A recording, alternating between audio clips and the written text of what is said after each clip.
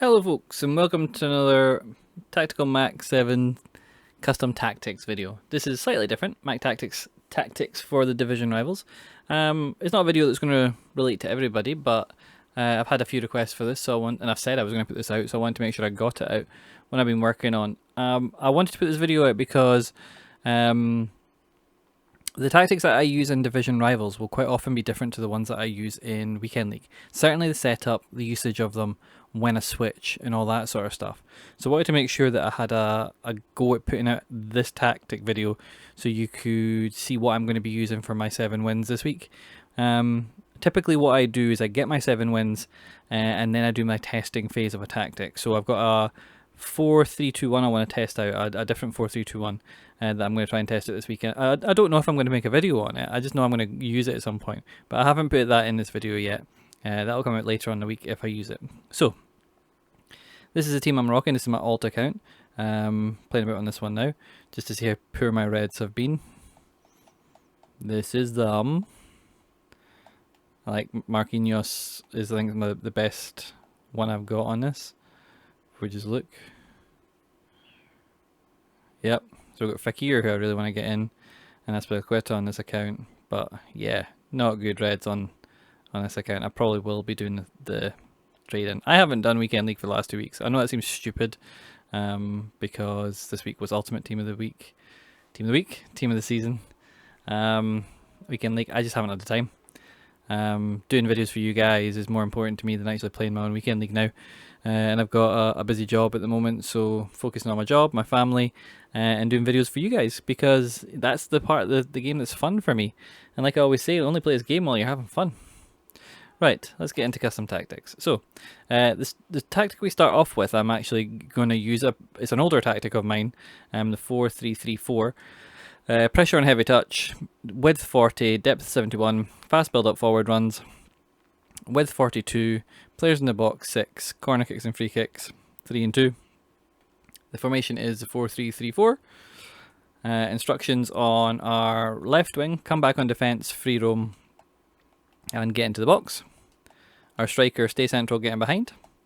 Our right wing, come back on defence, free roam, get into the box. Our cam, come back on defence, get into the box and free roam. Our left centre mid, stay back while attacking, cover centre. Our right centre mid, cover centre, so he's a bit more attacking. Our right back, stay back while attacking, and inverted. Come on, you knew you were going to see that. You just knew it, because that means Charles is overlap. That's just my defensive setup. That's how I like it. Every formation basically runs the same. Our 2 centre backs we do not touch because we don't want them playing striker. And Donnarumma is on whatever you want, super keeper and cover crosses. Ooh. So if we go into our defensive, it's my 5-4-1. You have seen this enough times to know exactly what it is, how it plays, and why I love it so much, why I think it's the best. I will try and update this in the next couple of weeks. Because if anybody has been living under a rock and hasn't seen the signs, EA are going to drop something absolutely massive. You just have to look at player ratings. Once you've had a look at the player ratings, then let me know, because I think we're seeing a Euro thing, and I think it's going to be massive, like I said. So, tactics for this: balanced, width 35, depth 63, long ball and forward runs, width 37, players in the box 7, corner kicks and free kicks 3 and 2. We have our striker on stay central, target player, stay forward. Again, you can change that to getting behind or mixed or false 9, whatever you want. Target player I like because it drops him more into a triangle with your 2 centre mids. Left mid on come back on defence, cut inside, get in behind, get into the box. Right mid on come back on defence, cut inside, get in behind and get into the box. Right centre mid on cover centre, and left centre mid on stay back while attacking, cover centre. Left backs on overlap only, and right backs on overlap only. I probably won't play Odegaard there, I might change that up a bit. Saliba, Marquinhos and White are all on the default because we don't touch them. Donnarumma, cover for crosses and sweeper keeper. Remember, if you are confident with your D-pad attacking fullbacks, you can stick them on stay back while attacking to make this really, really secure. You'll notice you'll notice that the 5-4-1 is now my ultra defensive formation, and that's just because I don't need the 5 to 2-1 in Rivals. No, the games don't go the distance normally in Rivals. Not enough that it would make me have to have it. Like if I was 1-0 up with 10 in-game minutes to go, I might pause it and change to a 5-2-1, 2-2-1. Drop everyone on comeback or something like that. I could do that if I wanted, but the majority of rival games end before the 90 minutes, so there's no point me wasting a slot on an ultra defensive. That's what I mean when there's a distinct difference between how we play Rivals and how we play Weekend League. There has to be. We have to have those options in Weekend League. We have to be able to go ultra defensive. So the next formation is my 4-1-2-1-2. I'll nip through this because you've seen this in the other video. Defensive style is balanced, width 38, depth 62, long ball, forward runs, attacking width 38, 6 players in the box, 3 and 2 for corners and free kicks, so whatever you want. Strikers are on stay central, getting behind, and then the right strikers on drift wide and mix attack. Our cam is on come back on defence and get into the box. Our left mid, who has to be a winger, is on cover wing. Our right mid is on stay on the edge of the box, cover centre. And our CDM is on stay back while attacking, deep line playmaker and cover centre. Remember, I'll just say this again, deep line playmaker means he will drop between your two centre backs when you have the ball, which will allow Charles to bomb forward and become your outlet. You can actually put your right back onto balanced if you want as well, but I leave my right back on stay back while attacking inverted and my left back on overlap. My two centre backs I don't touch, my goalkeeper's on comfort crosses and sweeper keeper. And that is everyone in this, I think. Yep. Next tactic is my 4-3-2-1 I put out a wee while ago. Balanced defensive style, width 35, depth 63, long ball, direct passing, width 45, players in the box 7, corner kicks and free kicks 3 and 2. Very, very normal instructions for this. Very basic, but very normal to the meta. Stay central, getting behind, stay forward on your striker. Your right centre forward I've got all balanced. My left forward I have on come back on defence. Odegaard is on stay back while attacking cover centre. McGinn stay back while attacking cover centre, which means Cole Palmer is on cover wing. Ben White stay back while attacking invert, and Charles stay back while attacking overlap. Now what you can do with your right back is you can also put step up on if you want. If you've got high stamina, I would say put step up. If you find that you're getting caught down that side, take it off. But it's good. It does really do a business. I'm going to leave it on. I'm going to try it. Once I get my 7 wins, I'll be replacing this with another formation to test out. And my ultra attacking is still one of my favourites. The 4-5-1 I did with Victoria's Secrets 23 in the Discord. It's a triple balanced formation. So defensive style balanced, width 40, depth 63, balanced for build up play and chance creation, width 40, players in the box 7, corner kicks and free kicks 3 and 2. That's the formation. And instructions are false 9 on, and come back on defence on your striker. Your left mid, come back on defence, free roam, get into the box. Your right mid, come back on defence, free roam, get into the box. Your left centre midfielder, stay back while attacking, cover centre.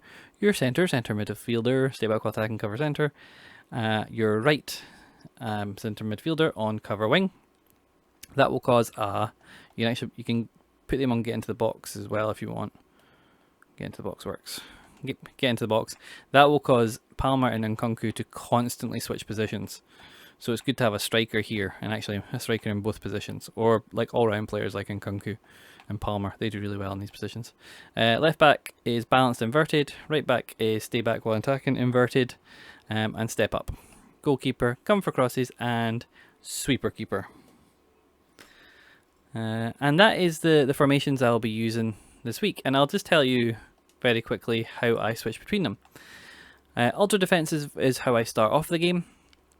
It is the one I'll go into when I'm trying to look at how the opposition are playing and see the formation they're setting up in. Once I know the formation they're setting up in, I'll either stay in 5-4-1 if I feel like that I need to because they're a good player, or they're playing a 5 at the back formation. If they're not playing a 5 at the back formation, I will switch to one of these 4. I'll switch to 4-1-2-1-2 if I feel like I'm better than them and I can play through them, or I need a goal. I'll switch to 4-3-2-1 if I want to be overloading in attack and secure in defence, and I'll play 4-5-1 if I want to attack them completely randomly. The same with the 4-3-3-4. 4-1-2-1-2 and 4-3-3-4 are two formations that kind of do the same kind of attacking thing.